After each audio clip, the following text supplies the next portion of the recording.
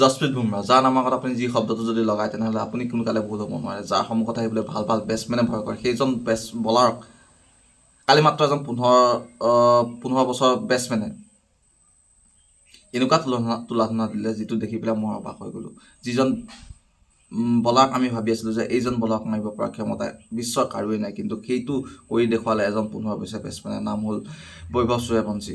চ' সঁচাকৈ কালি ৰাজস্থানে যিখন মেটচ মুম্বাইৰ লগত জয়লাভ কৰিলে, মেটচখন সঁচাকৈ চাবলগীয়া আছিলে। সঁচাকৈ মই ভবা নাছিলোঁ যে এনেকুৱা এখন মেটচ হ'ব, কাৰণ কিয়নো ভাবিছিলোঁ দুয়োটা টিমেই যথেষ্ট এটা ভাল টিম, যথেষ্ট এটা বিস্ফোৰক টিম, যথেষ্ট ভাল খেলিব দুয়োটা টিমে, যথেষ্ট তুমুল এখন ৰন হ'ব, কিন্তু সেয়া হৈ নুঠিল। প্ৰথমে বেট ধৰি পেলাই ৰাজস্থান ৰয়েলছে মাত্ৰ 11 অভাৰ, বৰষুণৰ বাবে যিহেতু পলমকৈ আৰম্ভ হৈছিলে খেলখন গুৱাহাটী ষ্টেডিয়ামত, সেইটো কাৰণে 11 অভাৰকৈ খেলোৱা হৈছিলে, আৰু সেই 11 অভাৰত ৰাজস্থান ৰয়েলছে যশস্বী জয়ছোৱাল আৰু বৈভৱ সূৰ্যবংশীক বিস্ফোৰক ইংলিছৰ সহায়ত 150 ৰান কৰিবলৈ সক্ষম হয়, 151 ৰানৰ লক্ষ্য দিবলৈ সক্ষম হয় মুম্বাই ইণ্ডিয়ানছক। আৰু মুম্বাই ইণ্ডিয়ানছে বেটিং কৰিবলৈ আহি পেলাই প্ৰথমৰ পৰাই তেওঁলোকে বিপৰ্যয়ৰ সন্মুখীন হয়।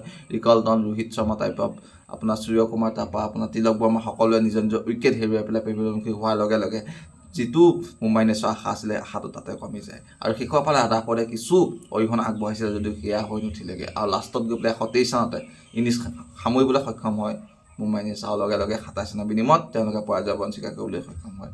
আৰু লগাতাৰ একেৰাহে এইটো হ'ল ছেকেণ্ড পৰাজয় মুম্বাই ইণ্ডিয়ানছৰ বাবে, আৰু ৰাজস্থান ৰয়েলছৰ বাবে লগাতাৰ একেৰাহে 3 নম্বৰ জয় হ'ল এইবাৰ 2024 IPL-ত।